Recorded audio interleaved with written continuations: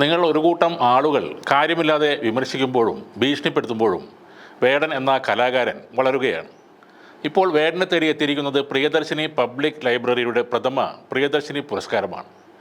1 ലക്ഷം രൂപയുടെ പുരസ്കാരമാണ് വേടന് നൽകുന്നത്. പുതിയ കാലഘട്ടത്തിൻ്റെ രാഷ്ട്രീയം സമൂഹവുമായി സർഗാത്മകയോടെ പങ്കുവെക്കുന്നത് പരിഗണിച്ചാണ് ഈ പുരസ്കാരം നൽകുന്നത്. ലോക വായനാ ദിനമായി ജൂൺ 19 വൈകിട്ട് 4 മണിക്ക് സ്നേഹതീർത്ത് നടത്തുന്ന ചടങ്ങിൽ parliament public accounts committee chairman KC Venugopal MP സമ്മാനം നൽകും.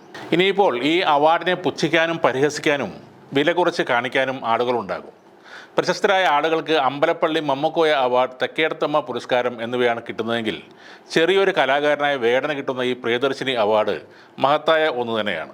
വേടൻ ഇനി ശ്രദ്ധിക്കേണ്ട കാര്യം എന്തെന്നാൽ, ചില ആളുകൾ വേടനെ ഒരു കോണിൽ മാത്രമായി ഒതുക്കാൻ ശ്രമിക്കുന്നുണ്ട്. താൻ ഒരു പാർട്ടിയുടെയും ആളല്ലെന്ന് വേടൻ പറഞ്ഞിട്ടുണ്ട്. പക്ഷേ പലരും വേടനെ സ്വന്തമാക്കാൻ ശ്രമിക്കുന്നുമുണ്ട്.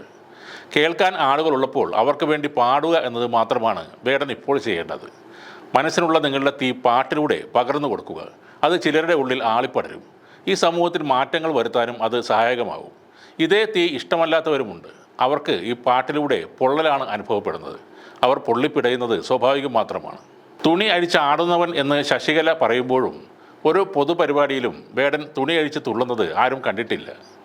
മതിയായ ഡ്രസ്സൊന്നും ഇടാതെ എല്ലാം കാണിച്ചു നടക്കുന്ന ചില സ്വാമിമാരെക്കാൾ എത്രയോ മാന്യമായിട്ടാണ് വേടൻ വസ്ത്രം ധരിക്കുന്നത്. വേടൻ്റെ പാട്ടിലെ ഒരു വരിയിലെ ഒരു വാക്ക് തെറിയാണെന്ന് പറയുന്നവർ കൊടുങ്ങല്ലൂർ നടത്തുന്ന ഭരണിപ്പാട്ടൊന്നും കാണാത്തവരും കേൾക്കാത്തവരും തന്നെ ആയിരിക്കും. അവർക്കിപ്പോഴും ശശികലയും മധുവും പറഞ്ഞതുമാണ് ശരി. അതായത് താഴ്ന്ന ജാതിക്കാരൻ്റെ അല്ലെങ്കിൽ ഗോത്രവർഗ്ഗക്കാരുടെ തനത് കലകൾ വേറെയാണ്.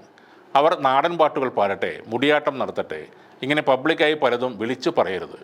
അവർ കുഴികുത്തി തന്നെ കഞ്ഞി കുടിച്ചോട്ടെ, പക്ഷേ റാപ്പുകൾ പാടരുത്. ഇവിടെ ജാതിയില്ല എന്ന് പറയുന്നവരുടെ നേതാവ് പറയുന്നത് എനിക്ക് പൂണൂൽധാരിയായിട്ട് അടുത്ത ജന്മം ജനിക്കണം എന്നാണ്.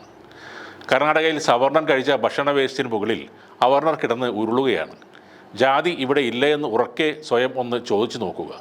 നിങ്ങൾ കണ്ണടച്ചാൽ എല്ലാവർക്കും ഇരുട്ടാവില്ല. ഉത്തരേന്ത്യൻ സംസ്ഥാനങ്ങളിൽ ദളിതർ അനുഭവിക്കുന്ന പീഡനങ്ങൾ എല്ലാവർക്കും അറിയാവുന്നതാണ്. ഇവിടുത്തെ അനാശ്വാസം പിടികൂടുന്ന കേസുകളിൽ അല്ലെങ്കിൽ വ്യഭിചാര കേസുകളിൽ എത്ര താഴ്ന്ന ജാതിക്കാരായ സ്ത്രീകളുണ്ട്. സവർണ സ്ത്രീകളാണ് ഇതിലൊക്കെ ഭൂരിഭാഗവും കുടുങ്ങുന്നത്. താണജാതിക്കാർ വിൽക്കുന്നത് സ്വന്തം ശരീരമല്ല, അവർ അധ്വാനിച്ച് വിശപ്പടക്കിയാണ് ജീവിക്കുന്നത്. ആ ജാതിയെ ഒന്നടങ്കം പുച്ഛിച്ച് തള്ളരുത്. ഇപ്പോൾ വേടൻ എന്ന റാപ്പ് ഗായകനെ അപമാനിക്കുന്ന രീതിയാണ് സോഷ്യൽ മീഡിയയിൽ കാണുന്നത്. അയാളും അയാളുടെ മുൻഗാമികളും അനുഭവിച്ച, ഇപ്പോഴും ഈ കേരളത്തിലടക്കം തുടർന്നുകൊണ്ടിരിക്കുന്ന പീഡനങ്ങളും അനുഭവങ്ങളും സങ്കടങ്ങളും ഒക്കെയാണ് അയാൾ തൻ്റെ പാട്ടിലൂടെ, തൻ്റെ വരികളിലൂടെ പറയുന്നത്.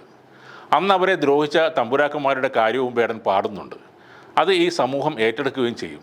ഒരു പ്രത്യേക വിഭാഗത്തിന് അത് കണ്ട് വെറുപ്പ് തോന്നിയിട്ട് ഒരു കാര്യവുമില്ല. 5 വർഷം മുന്നേ ഇറങ്ങിയ പാട്ടിൽ ഇപ്പോൾ മോദിയെ അധിക്ഷേപിക്കുന്നു. വേടൻ്റെ അമ്മ ശ്രീലങ്കൻ വംശജയാണെന്ന് എടുത്തു പറയുന്നു.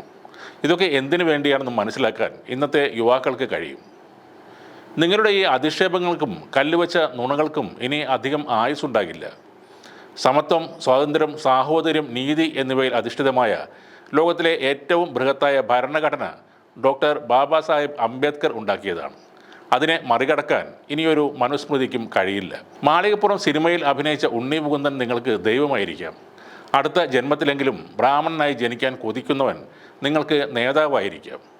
അതേപോലെ പൊള്ളുന്ന യാഥാർത്ഥ്യങ്ങൾ വിളിച്ചു പറയുന്ന വേടനും ചില ആരാധകരൊക്കെ ഇവിടെ ഉണ്ടാകും. അത് കണ്ട് കുരു പൊട്ടിയിട്ട് ഒരു കാര്യവുമില്ല.